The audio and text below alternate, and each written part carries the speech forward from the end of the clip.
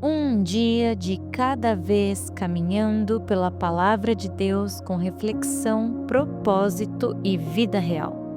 Seja muito bem-vindo ao Bíblia 365 na prática. Hoje, o dia 52 da nossa jornada, dia 21 de fevereiro, e seguindo nosso cronograma, os textos são Êxodo 4, Lucas 7, Jó 21 e 1 Coríntios 8. Vamos refletir sobre o chamado que confronta nossas desculpas, a fé que surpreende Jesus, a justiça que nem sempre entendemos e o amor que governa. Se esse tempo tem te abençoado, quero te pedir para seguir o programa aqui na plataforma. Isso ajuda a espalhar a palavra.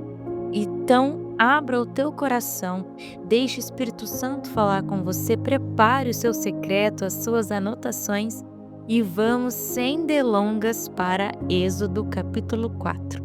Moisés ainda está diante da sarça e mesmo depois de ouvir o "eu sou", ele continua resistindo. Ele diz: "Mas não vão acreditar em mim." É interessante, Deus já prometeu estar com ele. Mas Moisés está mais focado na reação das pessoas do que na presença de Deus. Então, o Senhor usa algo simples, um pedaço de madeira comum. Deus manda jogar no chão, vira uma serpente. Quando Deus manda pegar pela cauda, volta a ser um bordão. Depois, a mão que fica leprosa e volta ao normal. E ele até diz que, se precisar, a água seria transformada em sangue. São sinais suficientes, mas Moisés ainda insiste. "Eu nunca fui eloquente, eu sou pesado de boca." Ele tenta convencer a Deus de sua limitação, mas Deus o questiona. Quem fez a boca do homem? Ele estava falando com o Criador. O chamado não depende de eloquência, depende da presença de Deus. "Eu serei com a sua boca", o Senhor diz para Moisés. Mas mesmo assim Moisés ainda diz: "Envia outro." E o texto diz que a ira do Senhor se acendeu contra Moisés. Não porque ele tinha medo, mas porque estava resistindo demais ao que Deus já havia confirmado. Ainda assim, Deus não o descarta. Ele envia Arão como auxílio e uma graça no meio da fraqueza. No caminho para o Egito, há um episódio difícil. Deus encontra Moisés e quer matá-lo. O texto é breve, mas estudiosos entendem que Moisés havia negligenciado a circuncisão do filho, que é o sinal da aliança com Abraão. Sua esposa age rapidamente, circuncida o filho. Deus retrocede e ela toca aos pés de Moisés e chama ele de marido de sangue. A cena é séria, porque não se pode liderar o povo da aliança ignorando o sinal da aliança. Antes de confrontar Faraó, Moisés precisava alinhar sua própria casa com a aliança de Deus. Arão encontra Moisés no deserto, eles vão até o povo, Moisés fala, Arão comunica, os sinais são feitos e o texto termina com o povo crendo na mão poderosa de Deus. Inclinaram-se e o adoraram. O chamado pode até nos assustar, mas a presença de Deus, ela é suficiente.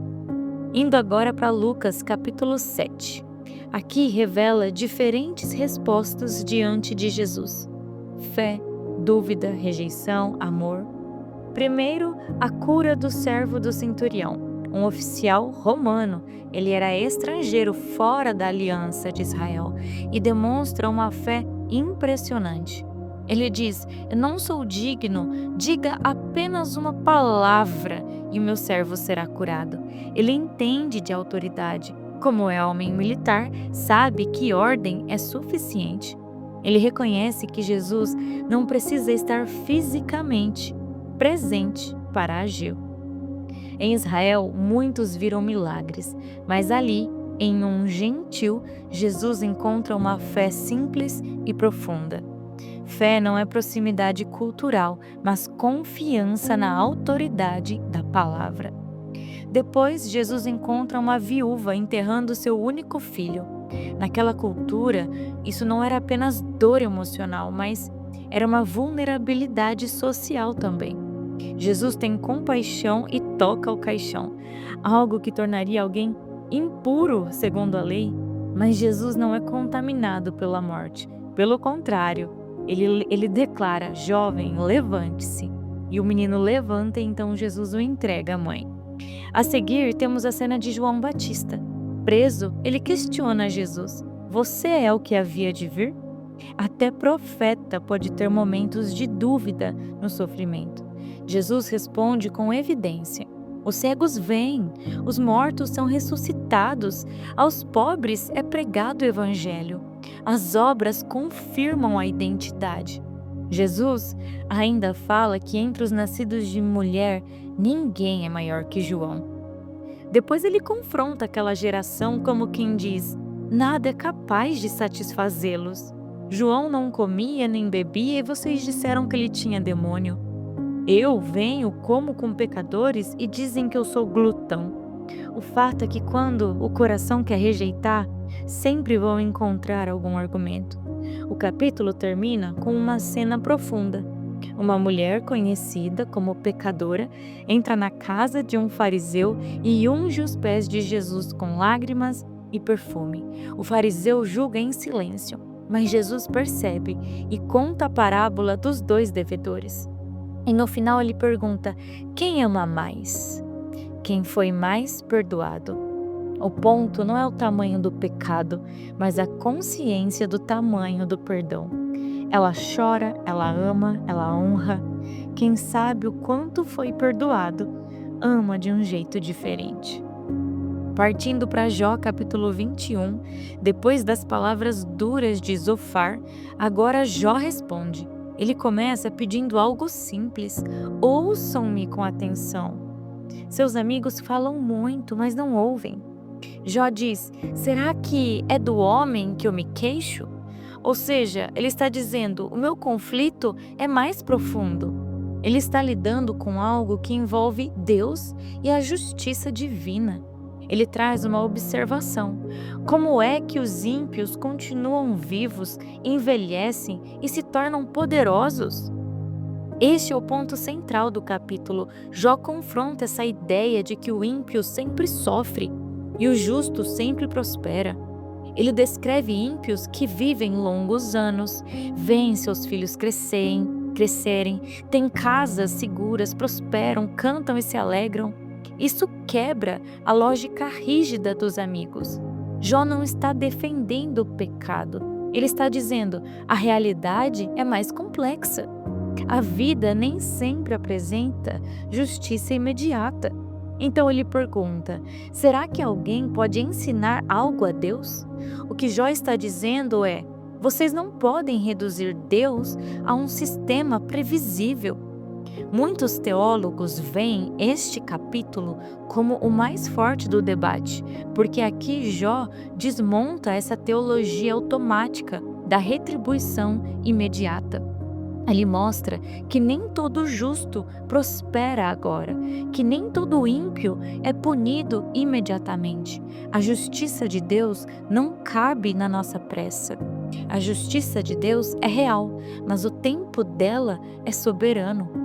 Às vezes, a maior fé é continuar confiando, mesmo quando a realidade parece contradizer a lógica.